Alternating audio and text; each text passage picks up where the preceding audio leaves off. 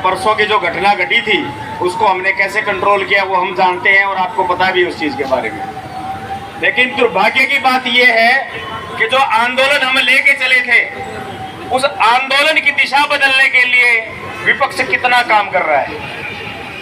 आज हमें अपने आंदोलन के साथ साथ एक और समस्या को साथ में लेके चलना पड़ रहा है कि वो जो आंदोलन हम चला रहे हैं उसके बीच में जो रोडे अटकाने का काम कर रहे हैं उसके लिए भी हमें संघर्ष करना पड़ रहा है।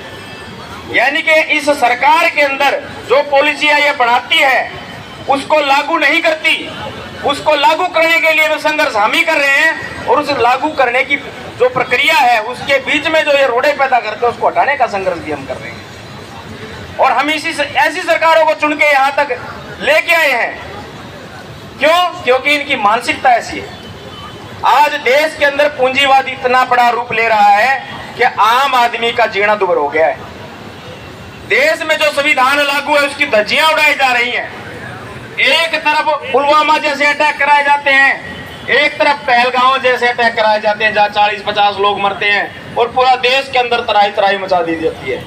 वहीं अभी आपको बताया साथी ने कि 700 किसान हमारे शहीद हो गए और उनकी शहादत लेने वाला कौन था? 750 किसान। उन लोगों से कितने ज्यादा थे जो देश को कमा के दे रहे हैं, क्योंकि जो असली पूंजी है वो जमीन से पैदा होती है। और उसके बाद जब ये सारी चीजें होती हैं तो वो उस बड़ी चीज को छोड़ के छोटी चीज को मुद्दा बना के हमारी शहादत को खत्म करने का काम करते हैं।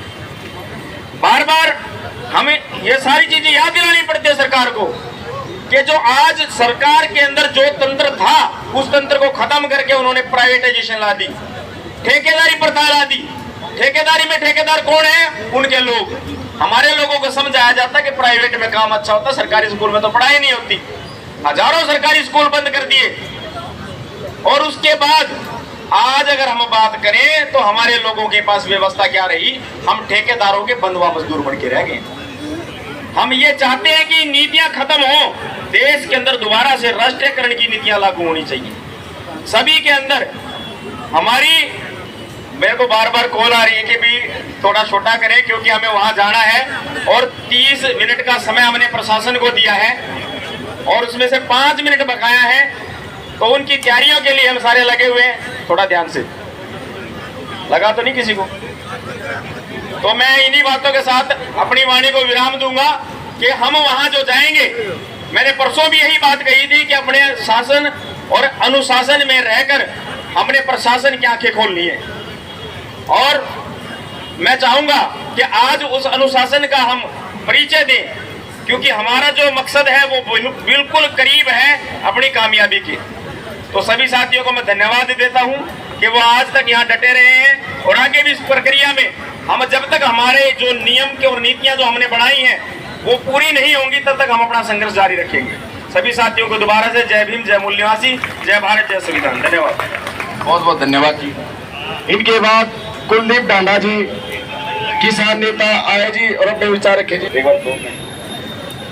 मान और सम्मान के योग्य सभी खापों के प्रधान को या कर्मचारी साथियों को, मेरी मातृशक्ति को हाथ जोड़कर मेरा राम राम। और